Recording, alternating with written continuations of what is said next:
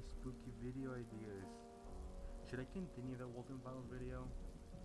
Don't I have an energy to finish? Man, all these videos are accumulating. Maybe I should talk about something else, like anime for example. I like anime. Like the top 3 scariest... No, that's lame as fuck. I do like Miruko-chan though. It's a good show to talk about, especially since it's Halloween. Nah. Maybe I could do the Viper's Man tactic and make a banger QQ video. But I do want a scary video. What's scary nowadays in anime? Junji Ito? Or... Oh.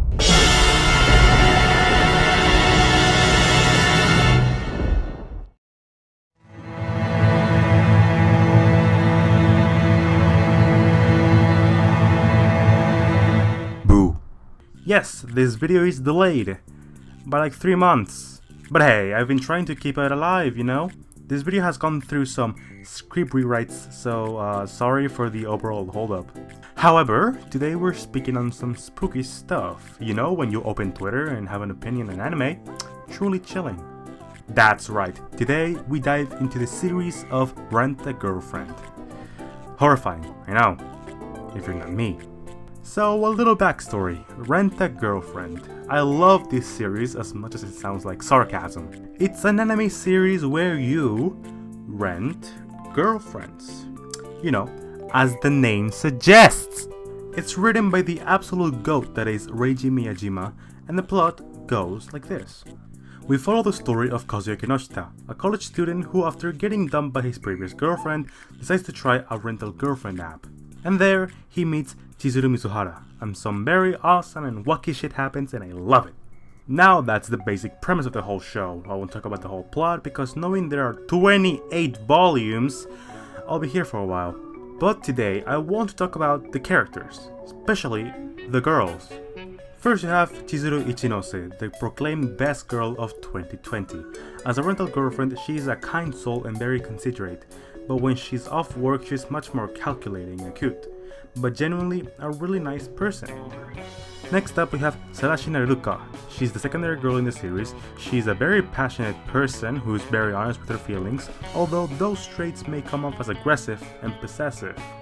Then we have Sakurasawa Sumi. She's another secondary girl that deserves better, and she's an extremely shy girl who seldomly speaks, but when she does, it's very soft, like some Komi-san or Aharen type stuff.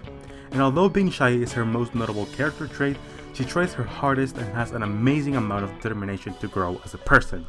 You can see that in her own manga spin-off, which is objectively really good. I'm not gonna say it's better, but it's really good. And finally, we reach the whole purpose of this video. Nanami Mami, the so-called main antagonist of the series. She's Kazuya's first girlfriend that after a while of dating, broke up with him. Her personality on the outside may look like a nice, gentle and just overall good girl, but when the time comes, she becomes a quite mean and manipulative person. You can see that especially when Kazuya is with the girl, she'll research the both of them with the goal of breaking their relationship. She's also very speculative with her feelings towards Kazuya. Does she still have feelings for him, or is she just spiteful and wants to satisfy her own ego? We don't know yet. And now you may ask, why would you like this girl when she sounds like the worst possible person imaginable? And I agree with you. But I mean to tell you, she's actually a really good character that gets overshadowed by her shitty fake ass personality. Let me explain. Many people have this double standard when it comes to antagonists. Some people love them because they're either hot or maybe their actions have an actual reason behind, which incites this idea of maybe their cause isn't that bad. And I have to say that I've been there plenty of times already. I want to ask you guys something. If characters from Konosuba are meant to be assholes in a parody of normal isekai animes, having everything wrong with cliches and most obviously the girls, why would you hate Mami as a character when her role is to literally be the bad guy?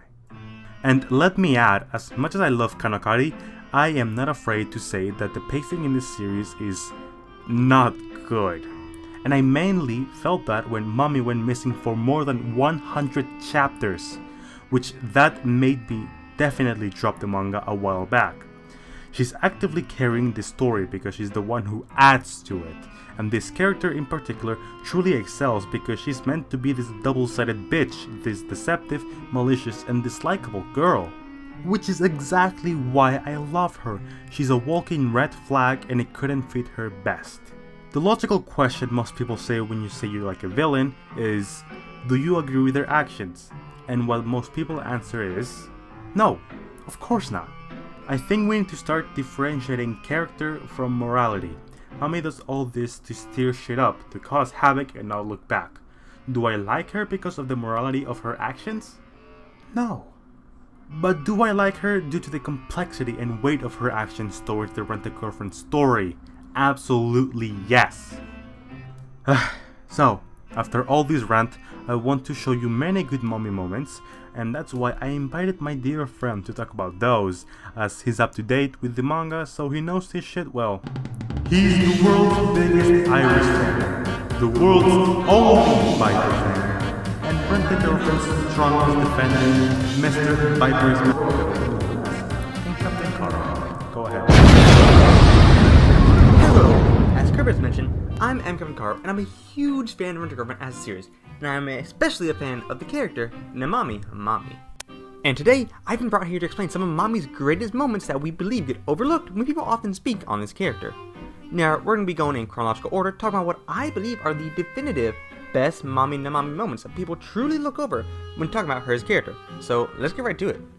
The first moment that I believe often gets overlooked when speaking about Mami is chapter 62 of the series, The Girlfriend and the Night 1.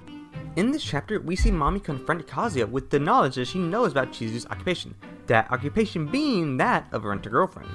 However, what I really love about this scene is that while extensively you can look at it as Mami just trying to mess with Kazuya in his motivation towards Chizu, there's a little bit more under the surface here. Despite perhaps having some secret ulterior motives, Mami gives Kazuya unironically very good advice, ushering him to go out and live his life away from materialistic things such as rental-girlfriends. So while Mami's words may not match what she's thinking, and she most definitely despises Chizu at this point in the story, she still chooses to give Kazuya real, true advice before trying to create any more conflict with the other characters in this series, something I find really commendable. Now, skipping forward about 140 chapters to chapter 200 in the series, because unfortunately Mami doesn't get as much screen time as you'd think she would, we can see another scene that I feel as if people don't talk about it when speaking on Mami as a character, and this scene is when she speaks with Ruka during the Paradise arc. Here, we can see Mami trying to create a sort of way where at least one person is happy within the main cast. Yes, she wants to destroy Kazuya and Chizu's relationship, that's not in question. But I feel as if it's rather interesting that Mami reaches out to Ruka to sort of give her an opportunity where at least she can be happy in the end. Is Mami doing this out of the kindness of her heart? No, she's simply wishing to create a divide among the cast. But I still find it very interesting that even with this plan, she still sets out a way for another character to have a happy ending, despite not having the best history with that character. Yet another Mami scene that is very easily overlooked is her backstory in chapter 215 of the manga. With her backstory, we get to learn why Mami is as vindictive and manipulative as she is. We get to see her struggles, her efforts, and the failure of said efforts. We get to watch her world crumble around her as the will to fight for her own being as a person crumbles along with it. And through the chapter, we learn why Mami is as evil, vindictive, and manipulative as she is, and it makes perfect sense when you read it. Quite honestly, Mami's flashback chapter was something very needed from the series, and Reggie Miyajima, my goat, truly delivered. And the final Mami scene I'll speak about is when she's alone after having had a screaming match with Chizu during the Paradise arc. While very brief and not very much, here we finally get some insight on Mami's true feelings and her inner conflict on what she truly wants. Is she just extremely possessive of Kazuya and truly wants him herself, or does she simply want to ruin his life? This scene asks these questions, and I really adore how conflicted Mami is presented in this scene. It gives us even more layers to her character, and is definitely something I truly really enjoy. And as of now, that is the last we've seen of Nanami Mami. I believe Mami is a truly great character, and I cannot wait to see more of her as this absolutely wonderful series of Rent-a-Girlfriend progresses. And now, with my part of the video being completed, all I have to say is that Viper is the best girl, and let's hand the mic back to my man, Kurb. Thank you, Viper's man. This video was supposed to be uploaded July of 2022. got delayed to August 2022, but I got another video in the works at that time that had to be uploaded in the month specifically. It did not either way, but I decided to take this video and put it on hold so I can rethink what I said and rewrite. It was originally to celebrate Kanokari's second season premiere, but after all the trouble, the whole season passed. But after recording and starting editing, I decided to rewrite it. I did not like how I wrote it, and it felt kinda rushed. My part only. By Previous Man was amazing, as he always is, but I wanted to do some new things with it. I wanted to expand my script writing, and since this topic was something I've never tried to upload before or write before, I think it's a nice test to try out. Then again, it's an opinion, so if you have something to say, I don't know, send me that first in the comments or whatever you want to tell me.